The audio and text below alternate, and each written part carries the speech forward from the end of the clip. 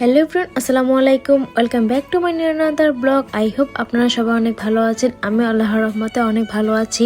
এটা হচ্ছে আমার ননদের যেদিন রেজাল্ট দিয়েছিল সেই দিনের ভিডিও। যেই মুহূর্তে আমার ননদের রেজাল্ট দেয় তখন আমি তার সাথে ছিলাম না, আমি ক্যাম্পাসে চলে গিয়েছিলাম। পরে যখন তার রেজাল্ট দিয়েছে তখন সে আমাকে কল দিয়ে তার রেজাল্টটা জানায়। যেহেতু এই দিনটা তার লাইফের খুবই স্পেশাল একটা দিন, তাই আমি একটু ট্রাই করলাম তার স্পেশাল দিনটাকে আরেকটু স্পেশাল করে তোলার। যেহেতু আমার ননদ দিনে এত কষ্ট করে এক্সাম দিয়ে নিজের যোগ্যতা একটা রেজাল্ট অর্জন করেছে, সেও তো আমার কাছে মনে হয়েছে হয়তো তাকে একটা কেকের মাধ্যমে কংগ্রাচুলেশন জানালে সে অনেক বেশি খুশি হবে। তাই আমি একটা কেকের দোকানে চলে গেলাম। দেন আমি নিজের পছন্দ মতো একটা কেক নিয়ে নিলাম। দেন আমি ভাইয়াটাকে বললাম কেকের মতো অনেক সুন্দর করে কংগ্রাচুলেশন বৃষ্টি লিখে দেওয়ার জন্য। সত্যি বলতে রেজাল্টের প্রায় 1-2 দিন আগে থেকে আমি আমার ননদিনীকে দেখেছি সেই রেজাল্টের টেনশনে প্রায় খাওয়া দাওয়া ছেড়ে দিয়েছে, ঠিক মতো ঘুমাতেও পারতেছে না। আলহামদুলিল্লাহ সে তার রেজাল্ট পেয়ে অনেক খুশি হয়েছে। এই রেজাল্টের দিনে হয়তো অনেকে হেসেছে, আবার অনেকে কেঁদেছে, আবার অনেকে ঘরের কোণে চুপচাপ বসে আছে। তো যারা এক্সামে অনেক ভালো রেজাল্ট করেছো তাদেরকে অসংখ্য অভিনন্দন রইল আমার পক্ষ থেকে।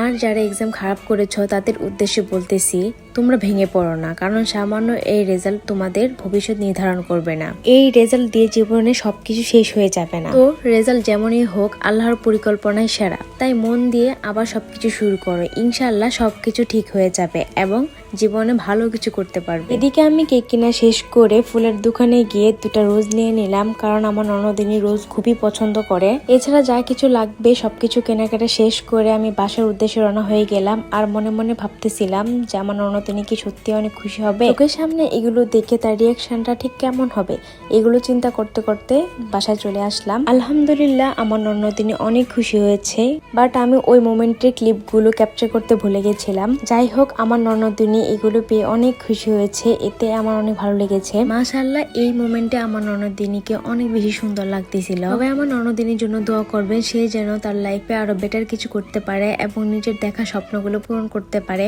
তার সাথে আপনারাও কিন্তু মাশাআল্লাহ বলতে ভুলবেন না। তো আমার আজকের ব্লগটা এই পর্যন্তই ছিল। সবাই অনেক ভালো থাকবেন, সুস্থ থাকবেন এন্ড আমাকে বেশি বেশি করে সাপোর্ট করবেন। আল্লাহ হাফেজ।